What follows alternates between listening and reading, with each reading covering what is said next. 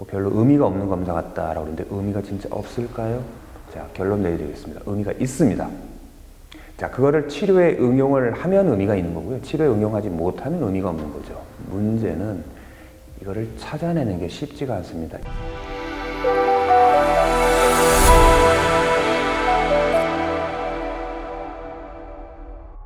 안녕하세요. 난치추적 Q 임규석 원장입니다. 이 시간은 청력검사 외에 이명검사. 자, 이명검사가 따로 있습니까? 라는 질문입니다. 자, 좋은 글이 하나 있네요. 안녕하세요. 고주파 이명 8주 차입니다. 8주 동안 양방 한방 여러 병원 다녔는데요. 이명검사라는 건 한 번도 못 받아봐서요. 혹시 이명검사라는 게 따로 있나요? 댓글. 이명도 검사라고 있습니다. 이명 주파수랑 이명의 강도를 측정하는데 특별한 검사 방법이 아니고 여러 가지 소리를 들려주고 비슷한 소리인지 물어보는 방법입니다. 자동으로 측정되는 게 아니고요. 큰 의미는 없는 것 같습니다. 비슷한 소리 찾기도 힘들고요. 아, 그런 거라면 했습니다. 하긴 이명은 자신에게만 들리는 거라 정확한 측정은 어렵겠군요.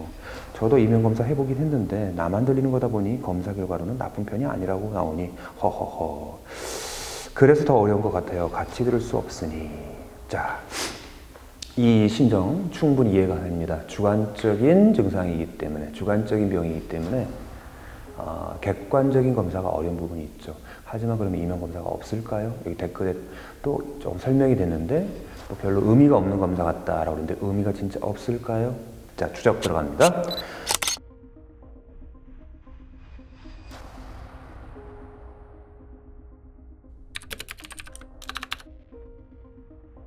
자, 결론 내드리겠습니다. 의미가 있습니다. 자, 그거를 치료에 응용을 하면 의미가 있는 거고요. 치료에 응용하지 못하면 의미가 없는 거죠. 너무나 당연한 얘기 같은데요. 자, 그러면 기본적으로 의료기관은 두 가지로 나누는 것 같습니다. 아, 세 가지가 될 것 같은데. 자, 크게 먼저 두 가지.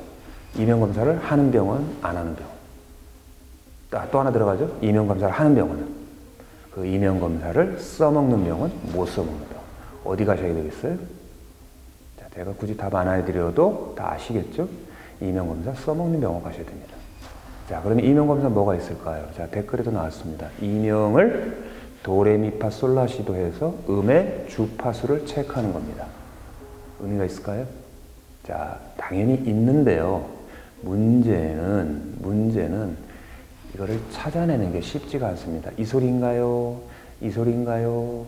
자, 예를 들면 내가 듣고 있는 이명음이 뭐 귀뚜라미다 뭐다 있지만 일단 도레미파솔라시도라는 어떤 이 주파수로 환원할 수 있는데, 자, 내가 이게 도움인지 레음인지 구분하나요? 음악하는 분들은 구분해요. 음악하는 분들은 정확하게 샵까지도 구분하기도 합니다. 반음 올린 건지 반음 내린 것까지도 구분합니다. 칼같이.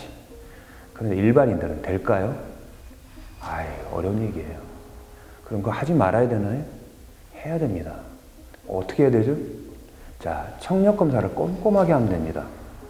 기존의 6개 6개 주파수만 확인하는 검사로는 못 찾습니다. 정확치가 않아요. 적어도 주파수가 좀 폭넓게, 예를 들면 뭐 30개 이상, 60개 이상이면 더 좋겠죠. 그렇게 하게 되면 들쭉날쭉 할 때 청력이 좀 더 떨어진 부분, 특히 고음인 경우, 고주파수에서 많이 떨어진 부분, 거기가 가장 강력한 용의자가 됩니다. 거의 그 주파수 음이라고 봐도 무방합니다. 그러면 찾는 거죠. 복잡하게 내가 이 소리에 저 소리에서 막 확인 과정을 안 거쳐도 내 이명음이 주파수 음으로 도레미파솔라시도 중에 어딘지 찾아낼 수가 있다는 겁니다. 그걸 찾아내면 그 다음에 뭐 하죠? 그걸 갖고 소리치료에 응용을 하는 겁니다. 자, 조금 더 전문적인 얘기 될 수도 있는 쉬운 얘기입니다. 어려운 얘기가 아니니까 조금 더 들어봐 주세요. 자, 달팽이관 안에는, 우리 귀 속에 있는 달팽이관 안에는 쉽게 말해서 피아노 건반이 있는 거예요. 근데 그 피아노 건반 중에 다다다다다 가다가 높은 음에서 먹통이 되는 데가 있다는 얘기예요. 그 먹통 되는 데를 청력검사를 꼼꼼하게 하면 찾을 수 있다고 그랬죠. 그럼 그 다음에 어떻게 되겠어요? 소리치료 원리는 그 먹통된 그 음을 들려주는 겁니다. 귀에다가. 자, 그러면 귀가 그걸 들으면서 자각을 하게 되면 어떻게 될까요? 그 음을 조금 더 인지하게 되는 현상이 생기지 않을까요? 그러면서 뭔가 청력이 올라가지 않을까요? 자, 그거를 과학적으로 밝히고 입증을 한 치료 도구도 있다는 겁니다. 바야흐로 21세기 아닙니까? 그 정도 기계는 나와야 되지 않을까요? 자, 그래서 그 음을 살살살살 들려주면 안 들리는 소리, 자, 그것까지는 뺄게요. 어쨌든 부드럽게 그 소리를 자꾸 반복해서 들려주면 해당된 그 피아노 건반이 먹통이 됐던 게 살살살살살살 들리기 시작한다는 얘기예요.